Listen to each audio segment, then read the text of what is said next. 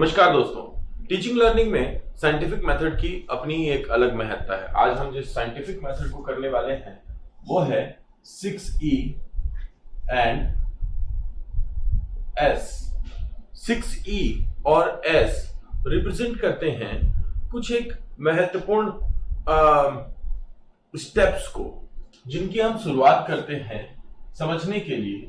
तो सबसे पहले होता है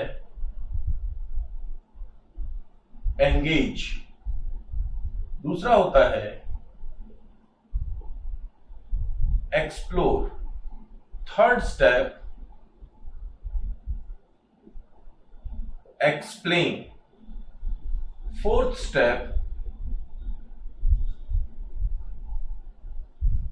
इलैबोरेट, फिफ्थ स्टेप इवैल्यूएट और सिक्स और लास्ट स्टेप एक्सटेंड। आपने इस मेथड को 5E के रूप में भी पढ़ा होगा, लेकिन अब क्योंकि ये मेथड थोड़ा एक्सटेंड हो चुका है तो अब ये है 6E और S के बारे में भी आपको बताऊंगा। सबसे पहले ये 5E समझते हैं। तो एंगेज का अर्थ क्या होता है? जब आप कक्षा में जाते हैं और सबसे पहले पूर्व ज्ञान पर आधारित प्रश्न पूछते हैं, और बालक को आप क्या करते हैं, पूर्व ज्ञान पर आधारित प्रश्न क्यों पूछे जाते हैं? ताकि आप बच्चे को एंगेज कर सकें। तो पूर्व ज्ञान से न्यू नॉलेज यानी नवीन ज्ञान तक लेकर के जाने के लिए आप उससे वो प्रश्न पूछते हैं, जिसका बाद में एक्सप्लोरेशन होता है यानी खोज। इसका मतलब आप क्या करते हैं, आप कोई एक्टिविटी के द्वारा उस बच्चे को इस टॉपिक से जोड़ने की कोशिश करते हैं जो आप आज पढ़ाने वाले हैं। तो एंगेज और एक्सप्लोर ये दोनों मिलकर के आपके चैप्टर की, आपके लेसन की एक आधारशिला तैयार करते हैं। और फिर आप एक्सप्लेन करते हैं यानी कि आप व्याख्या करते हैं। तो जिस चीज से आपने संलग्न किया था बालक को, उसकी व्याख्या जब आप कर रहे हैं तो व्याख्या क्या होती है, इसको आप समझ सकते हैं। आप मीनिंग समझाते हैं, बिना मीनिंग समझे तो बच्चा आगे नहीं बढ़ सकता। इसको एक अलग स्ट्रक्चर के रूप में समझने की कोशिश करते हैं। मैं यहां पे एक उल्टा पिरामिड बना रहा हूं ताकि इससे हम समझ सकें। यहां पे आपने पढ़ा होगा ब्लूम टैक्सोनॉमी को। ब्लूम ने वर्गीकरण किया था शैक्षिक उद्देश्यों का on the basis of higher level of thinking. उच्च स्तरीय चिंतन के आधार पे उन्होंने पढ़ने के जो उद्देश्य होते हैं उनका वर्गीकरण किया था।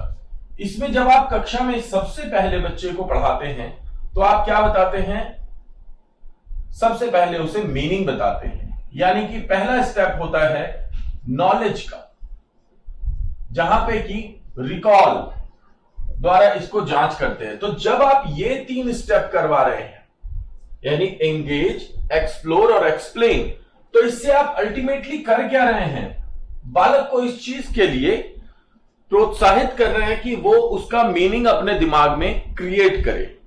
हमने एक एक्टिविटी की, उससे संबंधित पूर्व ज्ञान पे आधारित कोई कहानी सुनाई, कोई किस्सा सुनाया, उसके एनवायरनमेंट से जोड़ करके बताया। इन सब के द्वारा हम एक मीनिंग क्रिएट करने की कोशिश कर रहे हैं। इस मीनिंग के बाद हम इलैबोरेट करेंगे। इलैबोरेट क्या होता है? इलैबोरेट को सीधे भाषा में समझते हैं कि जो मीनिंग होता है यानी जो आपने अर्थ बताया बालक को, उस अर्थ के साथ आप एक एग्जाम्पल रख देते हैं। आप एक एग्जाम्पल रख देते हैं और इस एग्जाम्पल के साथ आप क्या करते हैं, क्योंकि वैज्ञानिक विधि है तो इलैबोरेशन में यह होता है कि आप उसे कहते हैं खुद से करके देखो। यानी अगर आप प्रैक्टिकल लैब की बात करें या फिर एग्जाम्पल देने की बात करें, इन सब के साथ जब बच्चा अपने एक्सपीरियंस को, उसका अपना एक्सपीरियंस जब वो उस अर्थ से जोड़ देता है तो वो यहां दूसरी स्टेज में चला जाता है और अगर वो खुद से करके देख रहा है तो तीसरी में चला जाता है। तो दूसरी स्टेज क्या है? कॉम्प्रिहेंशन, यानी समझ, मतलब अंडरस्टैंडिंग। ये जो सेकंड स्टेज है अंडरस्टैंडिंग की, इसका मतलब क्या हुआ? अर्थ में एक एग्जाम्पल को जोड़ देना। और थर्ड स्टेज एप्लीकेशन, यानी अनुप्रयोग की अवस्था। तो जब वो खुद से अपनी लाइफ के एग्जाम्पल्स में करके देखता है तो वो इसमें क्या कर रहा है? अप्लाई कर रहा है। तो ये स्टेज जो जुड़ी हुई है ये सीधा जुड़ती है इन दो स्टेजेस से, यानी कॉम्प्रिहेंशन से और एप्लीकेशन से। और फिर आते हैं इवैल्युएट में, अर्थात मूल्यांकन। यहां पे होगा व्याख्यान, विवरण, और यहां होगा व्याख्यान।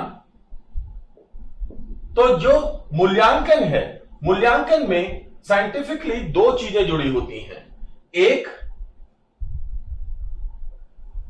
एनालिसिस, दोनों अलग होते हैं लेकिन मूल्यांकन के हिस्से के रूप में जुड़े होते हैं। एनालिसिस और असेसमेंट, इसका अर्थ होता है जांच पड़ताल। ये जो जांच पड़ताल की जो अवस्था है वो यहां पे आती है ब्लूम की टैक्सोनॉमी में, एनालिसिस और इवैल्यूएशन के रूप में। यहां देखिए हमने इस इवैल्यूएशन में दो चीजें देखी हैं, एनालिसिस और असेसमेंट। असेसमेंट और इवैल्यूएशन मोर और लेस एक दूसरे के पर्याय के रूप में यूज किए जाते हैं। तो जब हम इस लेवल को देखते हैं तो ये इन दो लेवल को कवर करता है, एनालिसिस और इवैल्यूएशन का। और इसके बाद आया एक्सटेंड, यानी विस्तारण। एक्सटेंड का अर्थ होता है विस्तारण। विस्तारण का अर्थ क्या होता है कि आपके पास जो एक समस्या है उसे अन्य क्षेत्रों की समस्या और समाधान से कनेक्ट करना। ये जो कनेक्शन है ये कनेक्शन ही क्रिएशन के रूप में होता है, यानी हमने एक्सटेंड कर दिया उसको, जिसे कहते हैं सिंथेसिस। पूरी समझ को एक साथ बना लिया। तो हमने क्या किया? हमने एक्सटेंड, विस्तारण कर दिया उसका अन्य समस्याओं के लिए। तो ब्लूम टैक्सोनॉमी और 6E मोर और लेस एक ही तरीके के हैं। और इनके बाद क्या होता है? हम अपने ज्ञान को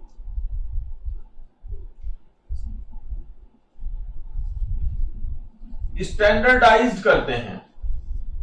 इसको सामान्य रूप में आप जनरलाइजेशन भी कह सकते हैं, सामान्यीकरण, जिसका एक उदाहरण हो सकता है सिलेबस या करिकुलम। इसका अर्थ हुआ कि 6E के द्वारा जो चीजें हमने सीखी हैं, इस 6E प्रिंसिपल में जो चीजें हमने सीखी हैं वो चीजें बालक के किस स्तर के ज्ञान के लिए ठीक रहेंगी। किस स्तर के ज्ञान के लिए ठीक रहेंगी मतलब क्या हुआ कि जब हम ये डिसाइड कर रहे हैं कि किसी कक्षा में बच्चे का करिकुलम क्या होगा, तो हम क्या डिसाइड कर रहे हैं? किस आधार पे? पियाजे के आधार पे, कि भाई गुणा भाग के प्रश्न जमा और घटा के प्रश्नों के बाद आने चाहिए किताब में। तो ये जो निर्धारण है ये किस आधार पे है कि बालक कंजर्वेशन कर पा रहा है या नहीं कर पा रहा, जिसे हम पियाजे के थॉट में बड़े आसान तरीके से समझ लेते हैं। तो इसी को कहते हैं स्टैंडर्डाइजेशन, यानी कि एस। इसी को कहते हैं 6E और एस का प्रिंसिपल। आपको याद रखना है किस तरीके से ये काम करता है। तो आशा करता हूं कि ये सेक्शन आपको समझ में आया होगा। सभी सीटेट, DSSB और दूसरी जो एग्जाम्स कंडक्ट होते हैं कॉम्पिटिटिव टीचिंग एग्जाम, उनके लिए बहुत जरूरी होने वाला है तो इस टॉपिक को तैयार कर लें। अगर इससे संबंधित अगर किसी भी प्रकार का कोई प्रश्न है, कोई कंफ्यूजन है, तो उसको कमेंट बॉक्स में दें। Thank you so much.